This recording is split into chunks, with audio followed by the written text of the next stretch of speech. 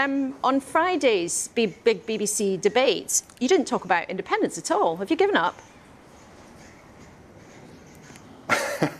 Not at all, Laura. And, you know, I trust the nous of the Scottish people to know that the Scottish National Party fully believe in an independent Scotland, and I'm sure all of your viewers already know that. Of course, we are in a general election campaign, and that means we need to focus upon the biggest issues at Westminster, and that's austerity, £18 billion of public sector cuts coming down the line, what the IFS regard as a conspiracy of silence, the consequence of Brexit, and of course the ongoing cost of living crisis which people are facing. We're willing to deal with these issues head on. We're willing to challenge an incoming Labour government on their conspiracy of silence with the Tories on these big issues, and hopefully following the general election we'll be able to put some guts into the House of Commons to deal with these issues in order to improve the outcomes for people in Scotland. But I don't remember ever seeing an SNP campaign like it, where basically anybody hardly ever mentioned the I word, and your party's policy was to treat this general election as a de facto referendum on independence.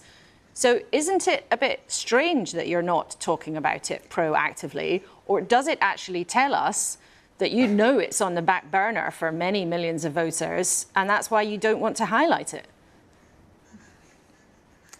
Well, of course, that was never an adopted party political position. Our position is very clear. The page 1, line 1 of our manifesto will say a vote for the SNP is a vote for an independent nation. That's what the SNP stand for. That is what we believe in. And of course, if we win the election, it will be for the UK Parliament, it'll be for Keir Starmer, in all likelihood the next Prime Minister, to then determine whether he will adhere to the democratic wishes of the people of Scotland, or whether he'll simply follow the well-trodden path of Theresa May, of Boris Johnson, of Liz Truss and of Rishi Sunak by denying the democratic will of the people of Scotland. That's very much a question for the Labour Party. I'm fully focused on making sure that we win this election in Scotland, that we put independence in the forefront of people's minds, but we also focus heavily on the cost of living crisis, on the damage being caused by austerity, on the damage being caused by Brexit, and our positive vision to deal with that, to rejoin the European single market, to grow the economy by delivering net zero, to make sure that we have investment